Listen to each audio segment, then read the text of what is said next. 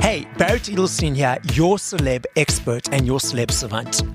Celeb Savant is a weekly entertainment show. We have long-form career retrospective type interviews with celebrities, singers, actors, and industry experts. On this episode of Celeb Savant, I'll be speaking to Kevin Simm. He is an English pop singer. He won The Voice UK on the 9th of April 2016. Simm was in the group Liberty X from 2001 until they split in 2007. And he's currently the lead singer of the group Wet Wet Wet. Wet Wet Wet are a Scottish soft rock band formed in 1982. They scored a number of hits in the UK charts and around the world in the 1980s and 1990s. The band is composed of Graham Clark, Neil Mitchell, and since 2018, lead vocalist and former Liberty X singer Kevin Simm. The band were named Best British Newcomer at the 1988 Brit Awards. Up next on Celeb Savant, we've got Kevin Simm from Wet Wet Wet. Cool, so this is Celeb Savant, Barret Edelstein, and today we've got Kevin Simm, who's the lead singer of Wet Wet Wet.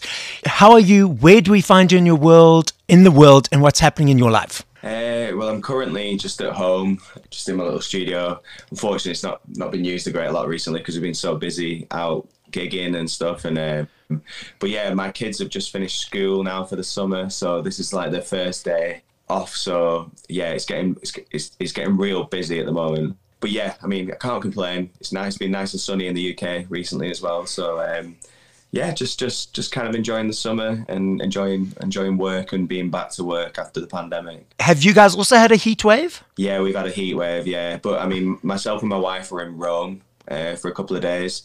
So we had it there, and it was very, very hot there. But I know back in the UK it was extremely hot as well. Yeah. Kevin, we're going to take it all the way back now to the very, very, very beginning of your career in the music industry. So you originally auditioned for, I believe, the talent or the reality show Popstars. Tell us more about that and what drove you to do that. Yeah, I mean, so Popstars was like the first talent show, I guess, of its kind in the UK. So it was before the X Factor and Popstars, all those sort of things. So at the time, none of us knew what it was even about or what it was for. So I was doing a summer season, a job as a singer in Blackpool in the UK, and our boss there had sent us off to do this audition because I was in like a boy band in this summer season. So we went to London to audition for this thing, Popstars. No idea what it was or anything like that, but I ended up getting through to the last 10 contestants, and basically they chose five people and they made a band called Hearsay. And myself and the other 4 people that didn't make it into the band, because I didn't make it into Hearsay, we kind of stayed friends, and shortly afterwards we decided to make our own group, and we called it Liberty X. So yeah, from there on in we sort of we had a pretty decent career, about 7 or 8 years worth of it.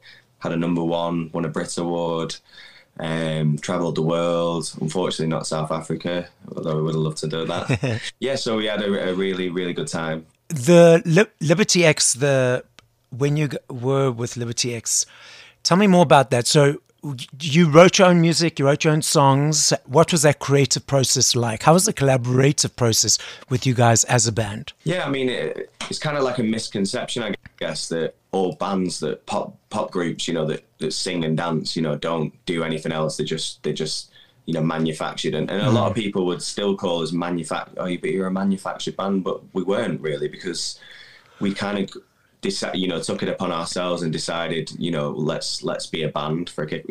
Our circumstances were slightly different because we met on a TV show, but from then on in it wasn't like that. So when we had lots of lots of record labels that wanted to sign us, and some of them were just of the opinion that they would get songwriters in to write all the songs and stuff like that, and we'd kind of just be the puppets, I guess. But then we found a record company in V2, which is with Richard Branson, and they really bought into us doing our own stuff. And we'd actually gone to V2 with about 5 songs that we'd written, because we got in the studio sort of afterwards. So from then on in, it became like yeah, we wrote the majority of our own songs. There were obviously a few, just a little unfortunately we didn't write, but we were very fortunate for that one to come our way. But if you kind of went through the albums, 95% I'd say was written by ourselves. And and obviously with it being 5 singers writing, and for a lot of us probably our first taste of songwriting, we kind of, there were times where we'd all write as a 5 together. There were times where one of us would go off and do writing sessions on our own with people and collaborate with other co-writers and producers. And there were times where we'd sort of split into little groups. It kind of just happened like that, really, I suppose. It's difficult to write as 5 people, I think. That's kind of always been a bit too much for me personally. I prefer just working with, maybe one other person, maybe 2 at the most. But it kind of worked out for us, the way it worked, and everyone was generally happy with what we sort of put on the albums. We were quite democratic as a band. We didn't really fall out a great lot and stuff like that. So yeah, that's kind of how it works, I guess. And I must tell you, I love your band Liberty X's music. I've got all your CDs in my collection on my wall, so they're really cool tracks, really cool CDs, really cool music. Are you still in touch with the guys from Liberty X? Yeah, I'm still in touch with the guys. Probably not as much as we'd all like to be, but obviously we've all got children now. We've all got our own lives. I kind of moved up to the other side of the UK once I got married and had kids, and back up to where I'm from, whereas the rest of the guys are more sort of down London, which is quite far from me. But yeah, we keep in touch a lot through Instagram and stuff like that. And now and again I speak to Michelle and Tony and the other girls. It's kind of, that's the relationship we sort of have at the moment. And the girls actually, they go out as the 3 girls, and they gig around the UK and stuff. So yeah, so it was never like we all fell out and decided not to be a band. We kind of stayed friends. But like you say, life kind of gets in the way of a lot of things.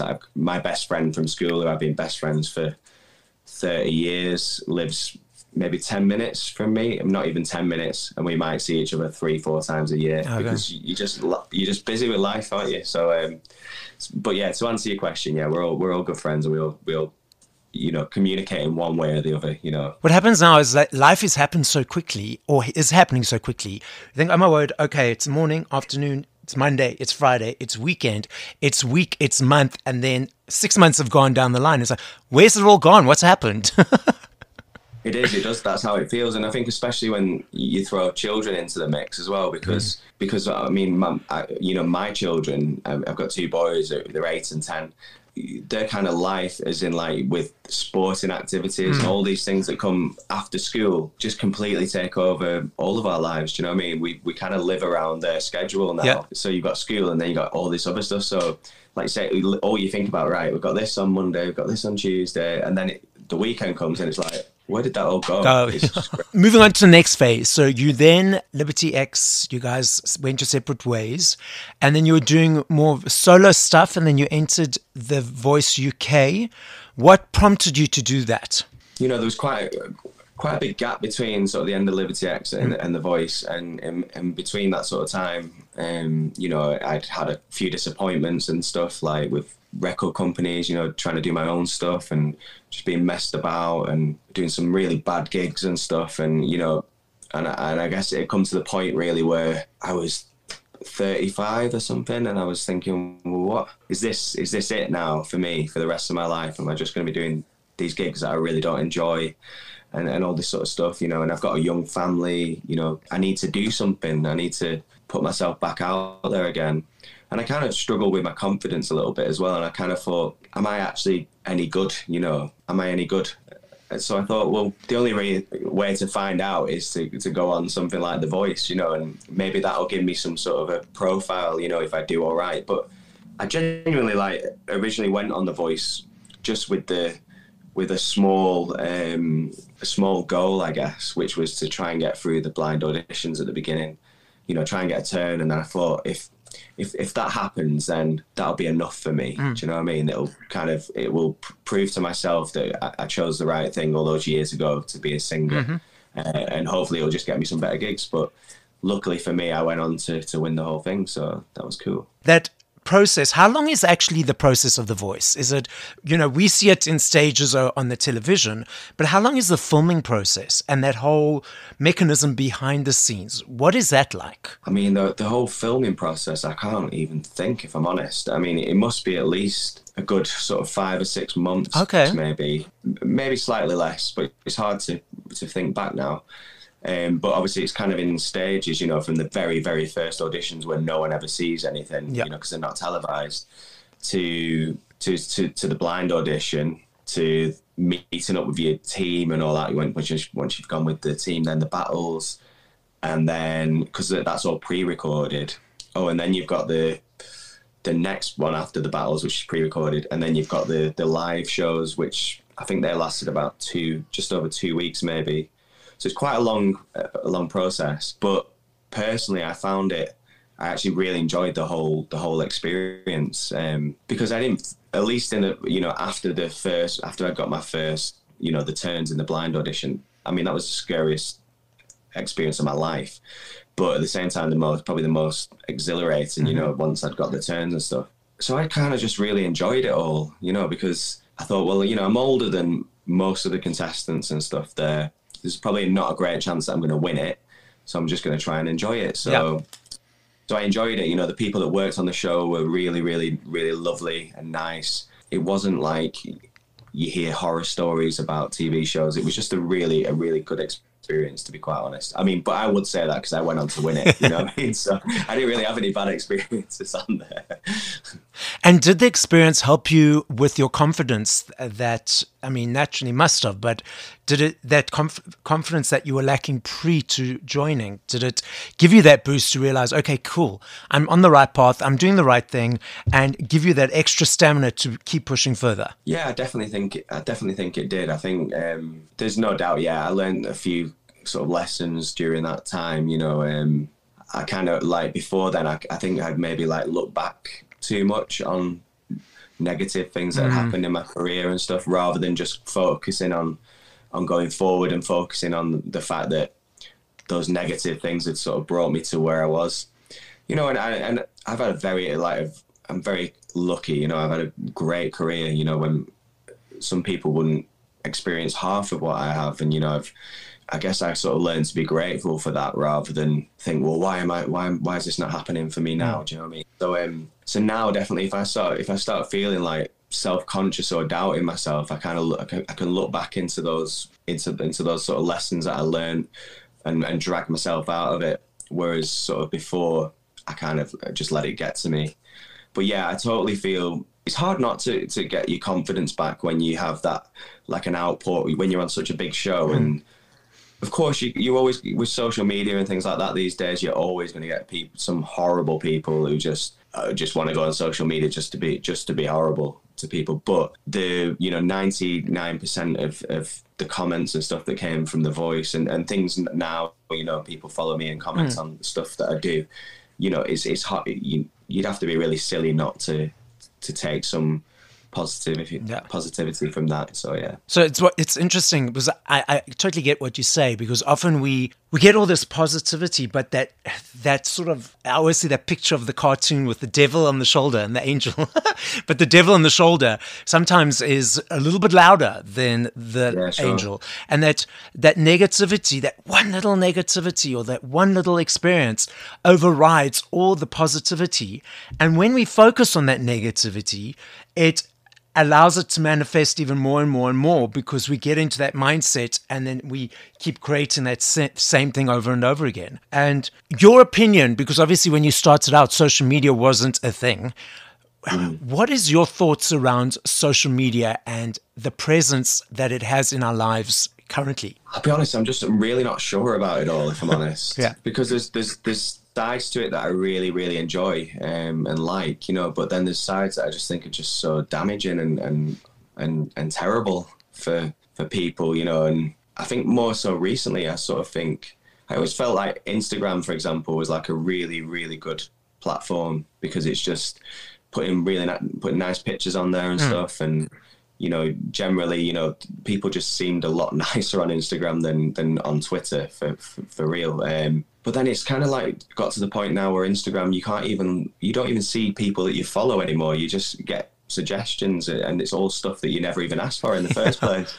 So now I'm kind of thinking, well, what is the point in it at all? You know, I don't want to be sort of fed all these things that I think that the algorithms think that I'm going to like. So I kind of feel like, where is it going? It's like kind of a little bit scary. I was enjoying it when I was seeing what people that I'm interested in following were posting and stuff. Whereas now it just seems you're just scrolling through it, but you still can't help yourself scrolling through all this stuff that you didn't ask for. And so you know, I think there's a lot of positive things. Obviously, like as a singer and as a member of a band, it's a positive thing that, you know, you can get things out to people and they can see them, and you don't have to pay to promote loads of stuff. You can do all that sort of stuff, and you can put videos of you singing and stuff and things like that, and it keeps you in maybe people's consciences to a certain extent. But yeah, I mean, but it's a dangerous place at the same time. You know, I've come across a lot of like nasty people and people trying to like impersonate me as you know, with fake accounts and stuff, and me hearing from people that they've been messaging girls asking for detail, you know, things like that, where I think, well, who is this person, and what are their motives, you know? It's kind of scary, you know, things like that. So yeah, I mean, I'm still sort of on the fence with it, to be honest. I mean, but I do have an Instagram account, a Facebook account, and a Twitter account, and I guess like as much as I'd love to just come off them all and sack it off, I kind of don't really, because it's kind of for my job. Yeah, it's bizarre, really. You're right. I've been on TikTok, and the amount of artists who've been messaging me, you know, it's not them, because obviously you guys have the blue tick, but then like an impersonator of that person will message me and say, oh, it's so-and-so, thank you so much for loving my music, thank you so much for listening. I'm like, but I can see it's not you, you know, it's not that person. So, and then they carry on talking. I was just like, whatever.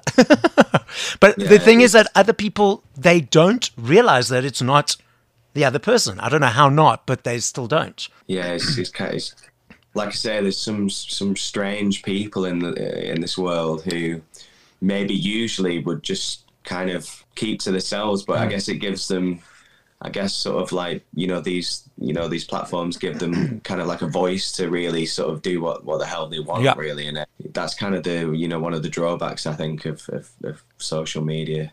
But like I say, there's some extremely positive like things that have come out of social media as well, with some amazing like humanitarian things and fundraising and things like that, some real sort of amazing stories that have come out of it. So that's why I would kind of say, like, I don't completely denounce it. I just think it's to be used with caution, maybe. You won The Voice. How did you meet the guys from Wet, Wet, Wet? What was the next step in the phase of your journey?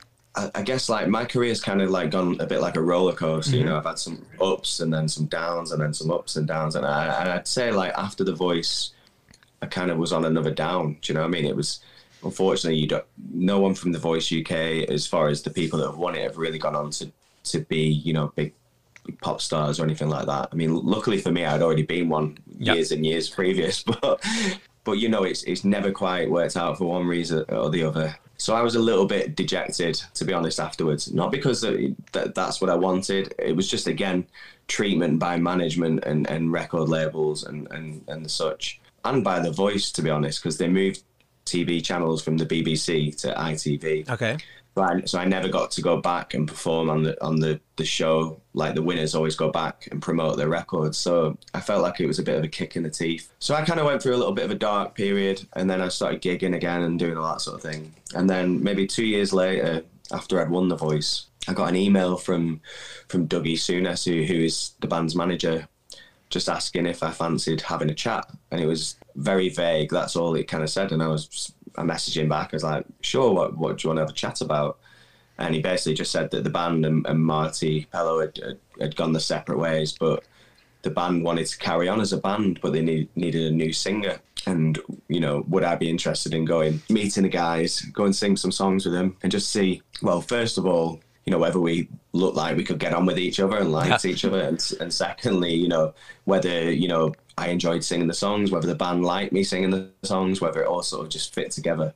So I went to Scotland and I sang with the guys for a couple of hours. We kind of just hit it off straight away and just had a really good fun couple of hours in a rehearsal studio and just belting the songs out. And then when I was on the train on the way home, I got a call from the guys and they were just basically like, we want you in the band. Do you want to join? So I was like, yeah, of course, that'd be great. So that's kind of how it all came about, really. And that was, 2018, I think, the back end of 2018. So yeah, that's basically how it happened. It was bizarre, really. Bizarre in what way?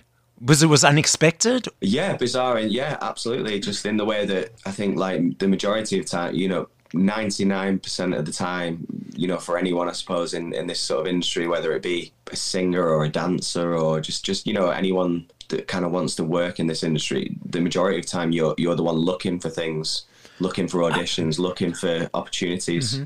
Whereas this one just came completely out of the blue. I was just playing football with my son and I was checking my emails on my phone and it was just there. I didn't ask for it. I didn't want it. It was just never crossed my mind. So bizarre in that way, really, that it just was something that came to me out of nowhere. What is it like now singing those iconic songs? It's great singing the songs.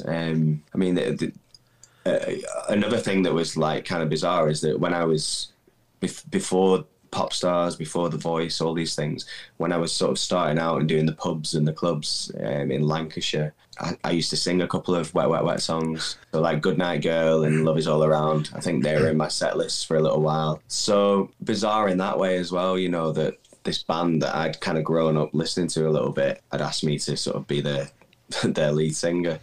Yeah, performing the songs is amazing. I mean, we've got a gig this weekend, a festival. We've done a lot of festivals over the summer. They don't, the songs, they don't fail to get people singing along and get people dancing and whatever else. And, obviously I'm kind of joining the band very late, and you kind of think, although not everyone is very happy about, Marty not being the lead singer of the band, generally, when we do gigs, everyone is just very happy just to hear the songs. So I kind of feel like that's a real blessing to be able to sing all those amazing hit songs that people know, because it makes my job like so easy. I've just got to turn up and sing them. Do you allow that negativity to come in to your space about people not wanting it to be you and it's because they want Marty, or just like, okay, this is what it is, I'm here, let's just experience the music, enjoy it, and let's just go? I think like in the beginning when I first sort of joined the band, then it was a real sort of split.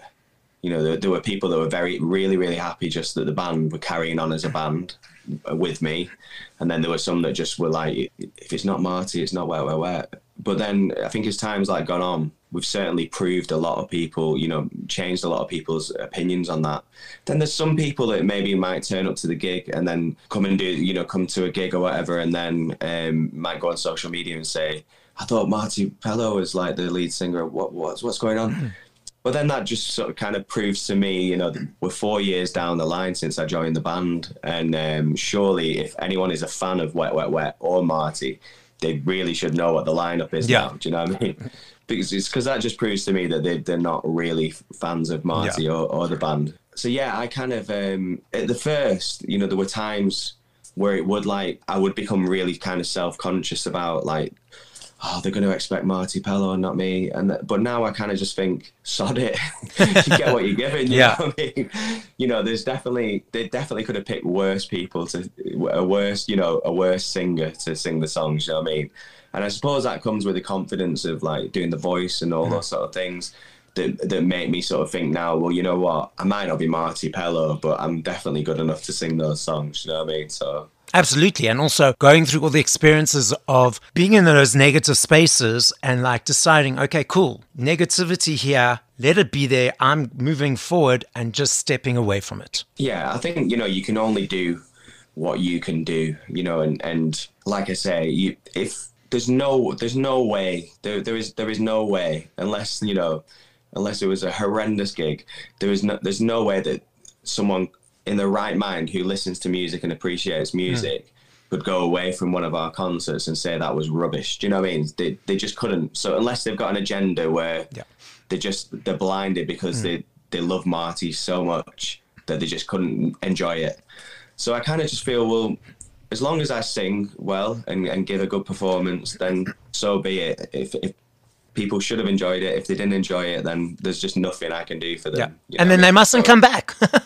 Yeah, just don't bother coming back. Or maybe just, check out the biography of the band and Marty before you turn up at the gig, and just maybe be a better fan. And it's interesting because I love going to concerts, and I'm one of those people that's always standing up front. And I listen to the people around me, and they know the set list, they know the stage, they know exactly where the artist's going to be, where, what, and how. I go without having Googled anything, without having any expectations, without knowing the set list, not knowing what songs are going to be sung. And I'm just enjoying each moment in the moment and experiencing it and having a ball. And then I'm listening to people around me, when are they going to sing this song? When are they going to sing that song? Why haven't they sung that song? Or if they haven't researched the playlist yet. And then you'll hear them at the end, there wasn't such a great show because they didn't sing that song because they had an expectation of that song. It's like, let go of all the expectations. Just be present in the moment, have fun, and enjoy the experience. Yeah, exactly. And especially now after like the few years we've all been through with the pandemic and everything else, it really is just a time to just enjoy being out there and listening to live music and being in a field with 10,000 other people or whatever. But yeah, I mean, I think, I guess you go back to the social media thing again and all that, people back in the day, people used to just turn up to concerts and just enjoy them. Yep. Whereas now it's kind of about having your phone up and recording it all and doing this and that, which is frustrating. I'm the only person in the front row that my phone's in my pocket. I'm just there jamming, dancing, doing my thing. And everyone's around me like with their phones trying to get the perfect image or video. And it's like, I'm seeing you in human size. They seeing you through the same size screen as they would be on a TV at home. I'm like, put your freaking cell phones down and just enjoy the concert. It drives me insane. So obviously it frustrates you as well. Well, it's just frustrating sometimes, to be, I don't know, going a bit deeper into things here. And you know what? I'm going to say I was actually guilty of doing that same thing.